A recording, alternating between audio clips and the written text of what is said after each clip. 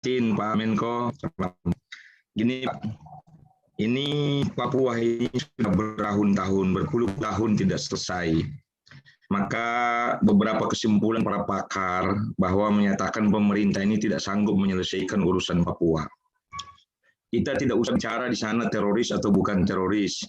Siapapun yang membunuh sesama manusia, apalagi anak bangsa, ya, petugas, rakyat, ya, yang menjaga negara Indonesia dengan baik, kemudian dibantai, dibunuh sekelompok orang, itu juga teroris.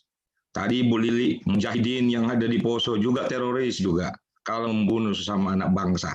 Mau dia orang Aceh, mau dia orang Betawi yang membunuh ya tanpa hukum, itu adalah teroris. Jadi bukan itu persoalan kita. Tetapi sampai hari ini juga, memang pemerintah tidak bisa membuat rasa aman kepada warga sipil yang ada di Papua, dan sampai hari ini juga kita merasa bagaimana sebetulnya kelompok kecil seperti itu kok tidak bisa diselesaikan oleh pemerintah sampai saat ini.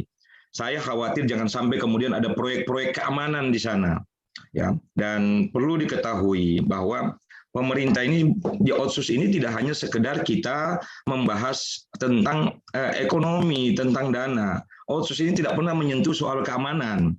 Bagaimana Rahman itu dirasakan oleh masyarakat Papua, masyarakat yang ada di sana.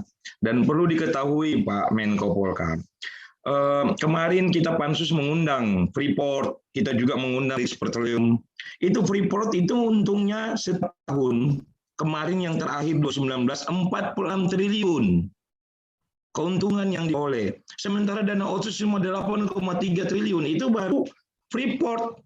Belum British Petroleum, belum yang ngurus tentang fishing yang ada di illegal fishing dan sebagainya, juga illegal logging dan sebagainya. Papua ini negeri yang kaya, tapi keadaannya memang menyedihkan sampai saat ini, Pak.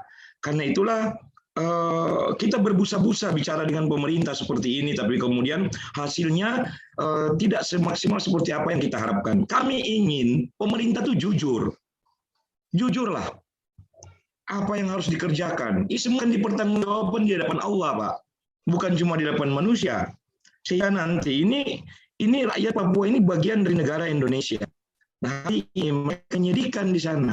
Apa yang mereka sampaikan juga benar. Tetapi juga kalau bersenjata yang ada di Papua membunuh, itu juga teroris. Kita tidak boleh ingkari bahwa apapun yang terjadi di sana, membunuh orang, apalagi dia aparat negara yang menjaga negara kesatuan Indonesia kemudian dibantai, itu juga adalah sebuah tindak tidak adil. Karena itulah kami meminta kepada pemerintah lewat Pak Menko Polkam, pertama, pemerintah harus jujur menyelesaikan konflik yang ada di Papua. Banyak broker baik di Freeport maupun British Petroleum yang diurus oleh broker-broker negara. Ya, kita tidak tahu sampai saat ini secara faktual berapa minyak per barel yang diambil di sana. Siapa yang evaluasi? Siapa yang bisa mengontrol per hari berapa? Apa konsentrat yang diambil dari tanah yang di sana, ada biji besi, ada juga bahan hidrogen, juga ada emasnya. Kita tidak tahu siapa yang bertanggung jawab ini, ya. Dan sekarang sudah diambil bukan lagi gunung tetapi bagian bawahnya yang 300 tahun masih bisa menjamin kesediaan volume emas di sana.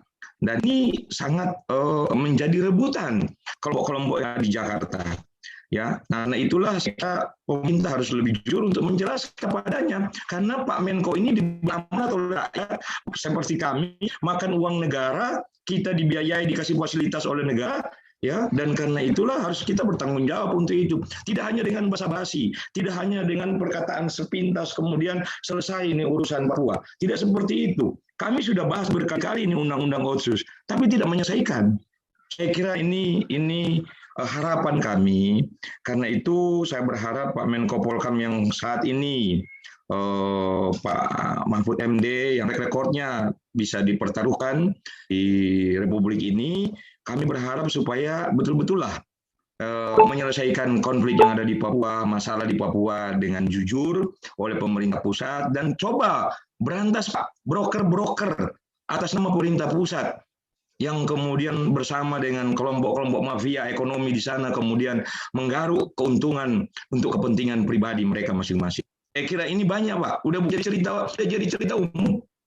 Nah, inilah yang kemudian menghambat, mempengaruhi otak dan pikiran pemerintah pusat. Mereka ini untuk jaga kepentingan ekonomi, kepentingan pribadi mereka. Terima kasih Pak Menko Polhukam.